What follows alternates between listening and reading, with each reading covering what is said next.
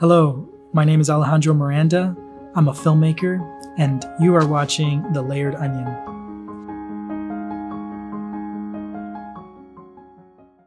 Yeah, at a very young age, I gravitated towards Steven Spielberg films. I grew up watching a lot of movies as a child. Both of my parents worked, and they did their best to try to provide for us. I have a sister. Her name's Crystal. We're 10 years apart, but for 10 years I was like a lonely child. Latchkey kid. I was a latchkey kid, and I watched a lot of films. And the films that I ended up gravitating to were Steven Spielberg. And so I actually have these funny stories where I would like cut out little Oscars out of the newspaper clippings and put like icicle sticks behind them. And when the Oscars were coming up, I'd like for Best Director, I'd like come up and take my fake little Oscar and make a speech. And those years, Spielberg was winning. Spielberg was winning for Best Directing, Best Films, things like that. And so that it started with directing. I would do a lot of home movies with my neighbors, and my dad gave me a camcorder, and I would do all these little films like westerns and like ninja films, things like that. And I think that's what started the theater performance, getting into acting. And my parents saw that. My dad was a professional athlete, and he was really good. And so his dream for me was that I'd be a baseball player. And so he jokes that when I was born, he put a baseball in my hand. But then later, as I'm growing up, I'm like running around with a camera instead, and doing all these silly films and scary movies, all these little, things. And so they caught on to that, and I'm very grateful for them. They supported me, and they put me in a acting school. And that's what really started my acting career. And I was in that for 15 years. I was in the Screen Actors Guild, and I did really well. I actually really loved acting and theater performance. Well, I think that goes back to the very beginning of with the little Oscars. I always loved the filmmaking side. I got into acting, which was wonderful, and I loved it. And I was a very good actor, and I ended up working with Steven Spielberg, which was ironic because he was my hero, and I got to work with him. And seeing these amazing directors, the best in Hollywood, work behind the scenes and watching their craft. I didn't have a normal childhood. I was 8 years old, traveling all over the States and on sets, with big cameras. They didn't have the cameras we have today. These were like film cameras and massive lighting systems. I just really gravitated to directing and cinematography, being around that environment. And after high school, I already knew I wanted to go to film school. And I was eventually accepted into a film program at Biola University. And I entered into their cinema media arts department and started learning about screenwriting, directing, filmmaking from an academic perspective. I already had 15 years of experience before that on real sets. And then I started doing assistant camera work and grip work and doing a lot of the grunt work and producing, getting into the different roles that are involved in filmmaking.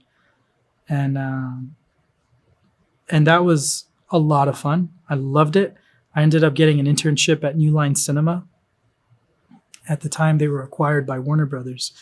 And so I was able to get exposed to another side of the industry, which was like the creative development side. And that was an amazing experience. And I loved my time there. I worked under the producer. His name is David Neustadter. I believe he has his ties in the Midwest, and he's in LA, and he's done a ton of big films that you would be familiar with. But he was such a great guy to be an assistant to. And I got to learn more about creative development and talent seeking and productions, like the budgeting side, and it was really fun. But I had I was struggling with the values of the industry. And specifically, I was struggling with the messages that a lot of the stories that I was working on, like seeing them go public, I wasn't always proud about the messaging side of it. And that became a louder voice, what's the little cricket, your conscience, your conscience. It kept growing and growing. I just didn't feel like I could do it anymore, because I really love the art of filmmaking, the process. I love all of that. But I was wishing that it was towards a greater message. No, so I left the industry entirely. Okay. I ended up leaving everything, and I kind of just gave up on it. I'm a very spiritual person, and I had a dialogue with the creator, and I just was like, you know what? I don't know if I can do this anymore. I'm going to surrender this to your destiny. And I ended up going back into school and was working on a master's degree in theology. And there I met my wife, and after 2 years of studying dead languages and Semitic languages, I was like, I don't know what I'm doing. And I wanted to get married, but I didn't have. I wasn't offering very much at the time. You didn't have your act together. Yeah, I didn't have my act together. My wife did. She was crushing it and working at a, Fortune 500 company, and just she's really sharp. And I don't know, it just kind of made sense of like, if I really want to have a family, start a family and get married, and I need to get a job. And that's what ended up bringing me to Wisconsin. So I ended up dropping out of the seminary that I was studying. And I ended up looking for more creative roles, things that I'm more familiar with. And with my deep experience in the entertainment industry, both as an actor and at Warner Brothers at New Line, I ended up applying to an advertising firm in Wisconsin. That's what brought me out here. And their office is actually up here. So I worked at that advertising firm for nearly 6 years as a creative director. I was offered the job. I basically proposed the next day, and I moved to Wisconsin the next day. So it was like, it was a really fast move. And she said yes. And then I came out here sight unseen, no family ties to Wisconsin, never had been to Wisconsin. I'm coming from LA, so I'm not familiar with winters. Yeah, I think that's the work of the creator. I unfortunately was pushed out of my job at the advertising firm, which is actually quite common in that industry. But at the time, it was really difficult for me, and it really messed with my confidence. And it really shook our household because we lost 50% of our income overnight. But in that process, it really forced me to try Bravebird, my production company. While I was a creative director at the ad firm, I had created Bravebird, which is like a little LLC, because I wanted to see if I could direct again, or get back into filmmaking. I actually wasn't directing much. I was in productions, but I really wasn't directing. The way I was using the word production, I was thinking of it in stages. There's basically 5 phases in film production. You have creative development. You have pre-production, which is all the legal, insurances, casting, all the logistics, securing locations. And then you actually have production. And production is the one we most are aware of. It's the most visible one. It's what we're doing right now. It's like once you have your plan laid out, your schematics, now it's time to go and implement. It's a lot like construction. You did the design of the house, you got all the permits, you got the money, now you got to go and build the house. And that's what production is. It's really like the building part. It's the boots on the ground. It's very laborious physically. And so when I was sharing earlier, I was doing a lot of production work. I was doing a lot of the grunt work. I was like a construction worker, doing a lot of the moving the equipment around, setting up lights and or being an assistant to cameramen or cinematographers and trying to really learn their craft while actually doing the work. So it was a wonderful experience. I mean, that's the best way to learn filmmaking is to get an internship at a production company. You can be boots on the ground and learn the ins and outs. But what I was sharing was that I really wasn't directing. I was bottom of the line is what they call it. They have top of the line and bottom line. I think it's terrible terms. I didn't invent them, but I was bottom line. So I was just like the help. I was the help. So I created Bravebird to see if I can direct. And I did that while I was working at the advertising firm. I just had this idea that I had been brewing for several years about grieving with music, like dealing with grief through music, and specifically with the violinist. I had a fascination with the violin at the time and the cello. And over the years, I had developed a beautiful relationship with Andrew. Oh my gosh, I'm blanking out here, but conductor for Wisconsin Chamber Orchestra. Mm-hmm. Andrew Sewell. My apologies. My apologies, Andrew. I love you. I love your family. But yeah, and Andrew and Mary, his wife, and I got to meet their children. They're all very talented. And one of them, Lydia Sewell, is a violinist. And so with their help, I went and did this short film called Fantasy in D Minor. That was the impetus of Bravebird to do that short film. And it was my first kind of real official directing project. I wasn't going through a loss at the time, but I have lost loved ones in the past, and it's something that I think about a lot, and I think about them a lot, and I think about I think a lot about what I didn't say, and things I wish I would have done. It still makes me kind of emotional thinking. Yeah, I grew up with dyslexia, and I've always struggled with writing and reading.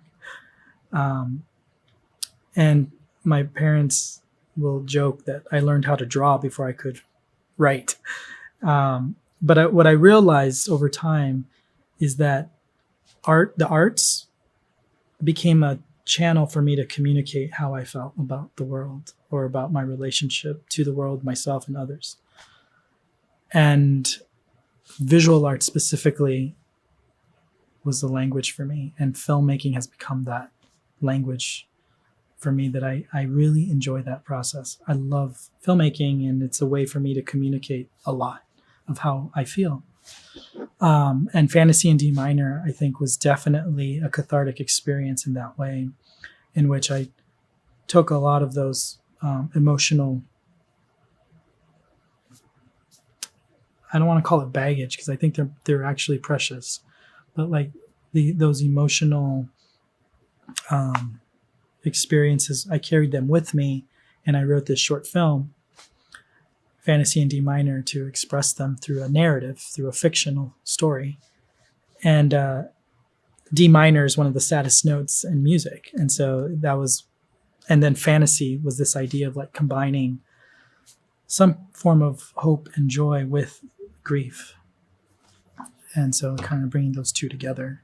It did. It was incredible. It was like the creator just opened that door and was like, there was a reason for all of these things. And I realized that if I wasn't pushed out, it wasn't actually, the way I interpret it today is that the creator pushed me out.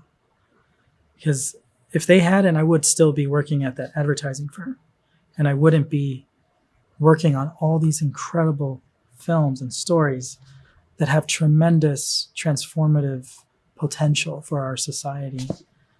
And so at the time, I couldn't see that. I had to literally get forced out. Mm-hmm. And I kind of see that as humorous sometimes. Like, I think the creator has a humor, because it sucks when you go through it. Like, it's really scary. But if one surrenders to the creator, then your like creativity is all before you. You can create your own future. You can create your own path. You can go and actually live in a way that is complementary to your own skills. I love the work that I do. The films that I make today are very inspiring and really showing, I think, a message that a lot of people don't see. I mean, we're inundated every day with all the bad that's happening in the world. And I understand, and I'm not neglecting that. Those are realities. There are terrible things that are happening. But it's not the only thing that's happening. And even in terrible times, a lot of good things can come through it. And so the stories that I work on are really more on that side of the people, the communities that are living in resilience, that are pushing forward through all of the challenges and adversities that we're all facing, but are coming forward with beauty. They're walking through this in beauty. They're walking through this with light. And there's a lot of other movements that are happening right now. And so a lot of the stories that I work on are showing those movements. Right now, they're mostly documentaries, but I have done narrative work as well. My first feature film was a narrative film. Did it during the pandemic, called Trace the Line. My first short film, the very first film, Fantasy in D Minor, was a narrative. But a lot of the exciting work that I'm working on right now are documentaries. And it's working specifically with a lot of First Nations and Black and Brown communities, and really sharing the work that they're doing to transform their communities, their cities, their towns, their families. And so we just debuted my first feature documentary film, which is super exciting, a little milestone for me.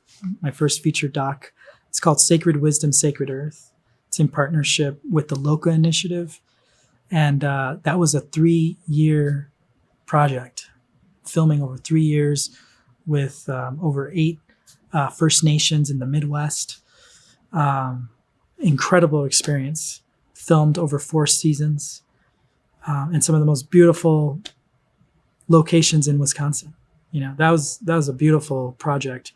And I'm so excited that it's finally completed and we'll be able to share it in this crazy time where all these things are happening, and we're in the middle of like massive revolutions like the AI revolution and new governments. And it's a very different time than I've ever seen before. And this film is coming out right in the middle of that. So you said it was accepted at a film festival? It just got accepted into the Heartland International Film Festival in Indiana. As it's one of their official selections, so it'll actually be in competition at the film festival. We're super excited. We just found that out. This was a very big endeavor, and there was a creative advisory committee that was formed from each tribal nation that's represented in the film, and other nations as well that aren't necessarily in the film.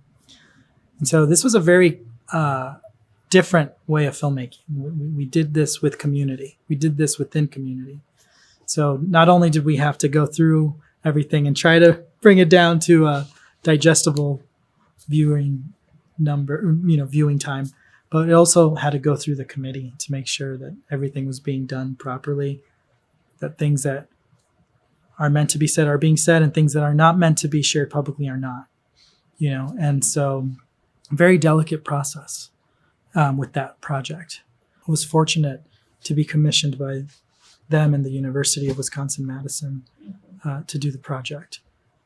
But from what I've seen over the years, it takes a lot of people. It takes its own community to make that happen. A lot of other institutions and a lot of different partners had to come on board to try to help make this happen. And we did this, well below budget. Like, it definitely wasn't the budgets that we wanted, but we still had a very important story to tell, and we were able to do something amazing and beautiful because it's really important. It's an important message. We have a lot of knowledge holders in the film, elders, a lot of different voices and perspectives being shared with indigenous wisdom. Some of this coming 10,000 years from communities that have been here for 10,000 years.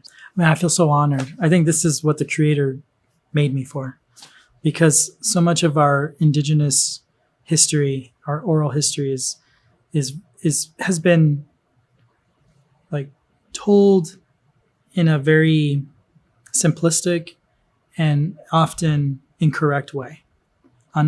Even like you're saying, even historically, like the facts may not even line up. And a lot of indigenous people are spoken of as they were once, like they existed once upon a time, but they still exist. We're still here. So like my Taino roots, for example, Taino people are spoken of like they don't exist anymore. That was the first contact with Christopher Columbus. So we were first contact, but we still are around. We still exist. But the way you read it in history, if you're even taught it, most of the times you're not even taught it. It's like we don't exist. Same with the Maya. They talk about the Maya as like this once great civilization, and they just like disappeared one day. And there's all these theories that aliens abducted them and stuff like that. But they're there. I've been with them as they've like had a graduation of young Mayans coming out learning the language. You know, they're still practicing. They're still there. The Huicholes, a lot of people aren't as familiar with them, but they're very, very old. They've been on these lands for over 10,000 years, and they still exist, but they're in the caves, they're in the canyons, they're in the mountains. So they're kind of removed from society. When you look at films of how they depict indigenous people, we're usually like savages, and we're usually poor, drunkards. We're usually like uncivilized. That's the narrative that's been pushed through Hollywood for over a century. And just recently, in the last maybe 5 years, that's changing. Like there's been more nuance to the storytelling. There's been more of a focus on indigenous filmmakers telling those stories from those perspectives, from their perspectives, from their lived experiences. I think what we're discovering and what the modern world is going to discover is that a lot of our indigenous communities have so much knowledge that can really create a path forward in these crazy times with like all the environmental changes that are going on. Right now we're dealing with immigration issues. There's all of these things. The indigenous people are being pushed out. Yeah. And I don't know if you read this, but a lot of the racial profiling is among the indigenous communities in Mexico. It's the really brown people that look like me that are getting racial profiled. But we're not seen as indigenous. We're seen as Latino. That's a whole other conversation, right? But a lot of Latinos they have so much indigenous roots, like crazy indigenous roots, but they've had to acclimate to different, European governments and movements throughout history. Anyways, all that to be said, as a filmmaker, I feel so honored that I finally get to work with the communities and let them tell their story on their terms.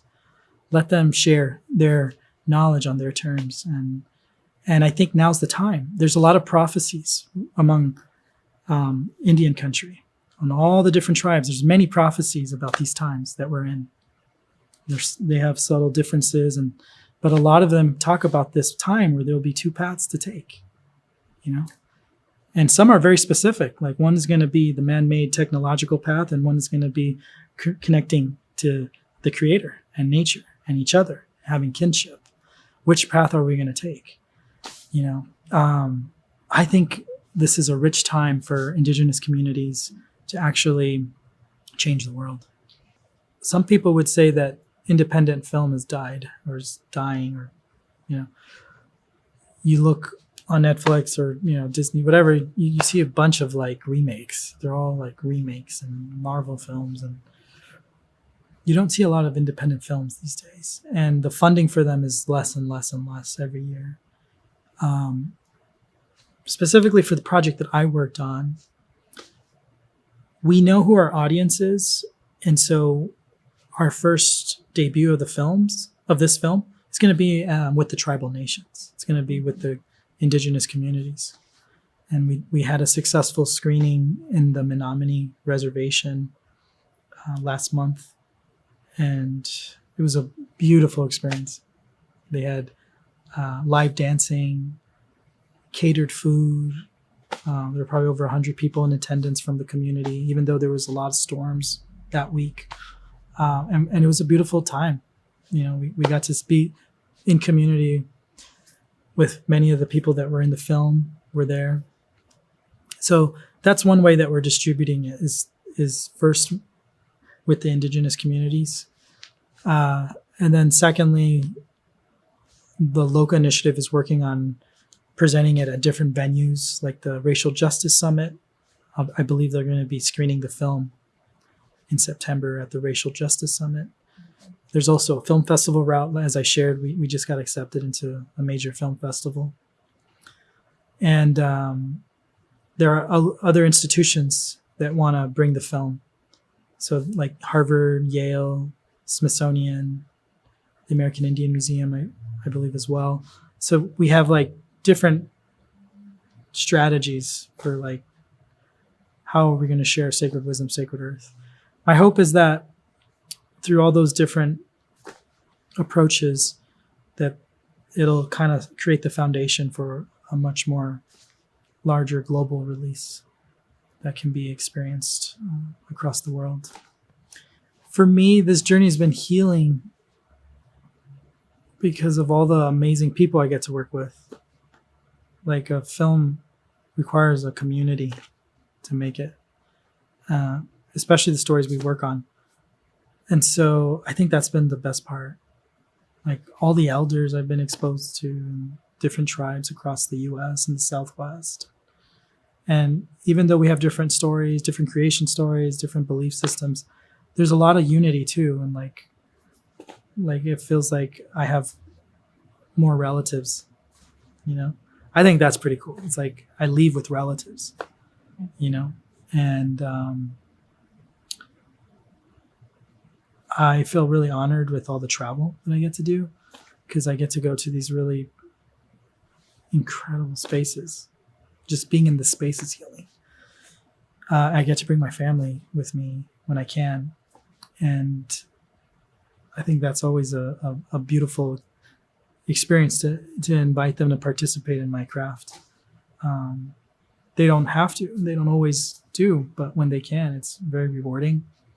And then they get to get exposed to some of those communities. And so I think and then also just like Fred Rogers said something that I think about a lot, which is if it's mentionable, it's manageable.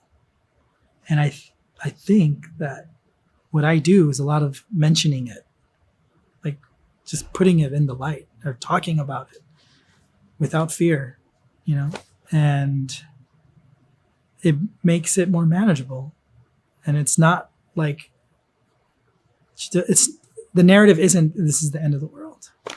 More often than not, when I see the film, I forget that I directed it. I'm like, wow, I can't believe I directed that. It's more of that experience. Even with Sacred Wisdom, I watched it for the first time with everybody on the big screen. I was super nervous. Couldn't eat. I couldn't even drink a cup of water. I was like, I hope we'll see. Because I hadn't seen everything all in one piece. I had been involved with the editing, but to see it all together brought one.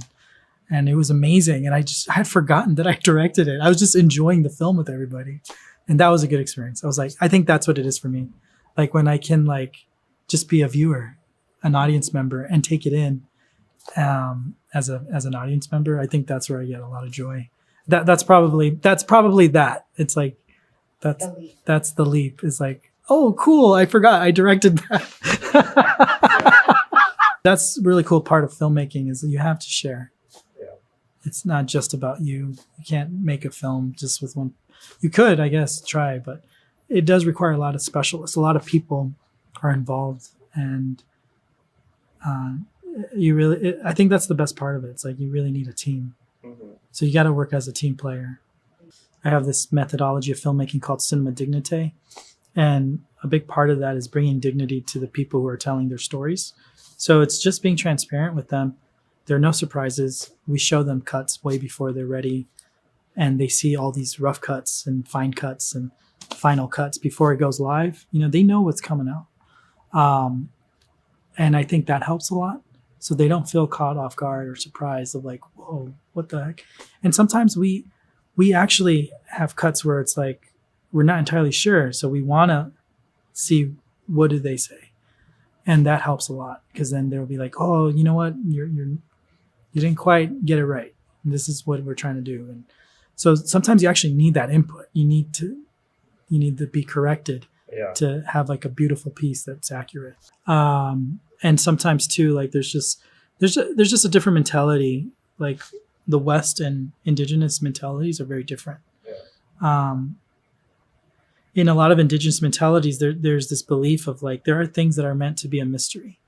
You're not supposed to know what it is. But in the Western world, it's like, you want to know what every single thing is to the T. Like, you want to define everything. And so there's those things sometimes clash a lot, especially in the Western filmmaking process, where like, there are stories that are not meant to be told 24/7. Like, that are not meant to be accessible to anyone. They're like stories that are meant to be told when it's the right time and in the right season. And there are a lot of reasons behind that. And I'd like to apply that more to film. I think that we don't need to be inundated with media 24 hours a day. Like, there are times where you need it and it's specific. And there are times where you don't need to be documenting it. Yeah, indigenous narratives are different. They're more free of time. They're not so much of like, oh, at this point, this is when you laugh. This is when you get sad. This is the conclusion. And it's all wrapped up in a bow and super cool. With indigenous stories, it's more of it's a story. It's a journey. And sometimes the journey doesn't always have a good ending or like a satisfying ending. It's sometimes the ending is meant to stump you. And that's part of the process, is for you to go home and think through it and be like, why did it end like that? So definitely there's a different rhythm with indigenous storytelling. I also have to acknowledge that a lot of these stories are done in English. And that's just the reality of like how we have to produce these films. But I wish that they were done in the native language, because the language is very different from English, and the way the mind perceives the world. Like, there are some languages where time isn't really finite. So like we're being honest, like they're all in English, all these stories, and so we're operating in that very specific way. But I hope one day maybe we can start doing more of these stories in the original language. It's more complex though. Hello, my name is Alejandro Miranda. I'm an Indigenous Latino filmmaker and co-founder of Bravebird. I'm also a National Geographic explorer. And I recently just debuted my first feature documentary film, Sacred Wisdom, Sacred Earth. It's currently being shown at different tribal nations, and we'll be doing a film festival run soon as well. If you want to know more about the film, you can visit the LOCA initiative, or you can Google Sacred Wisdom, Sacred Earth, and you can see more screening opportunities if you'd like to watch the film. And I just want to say thank you for having me here on The Layered Onion. It was a lot of fun to talk about filmmaking process and our values and just doing good work. I hope you do well, and I wish you all the best.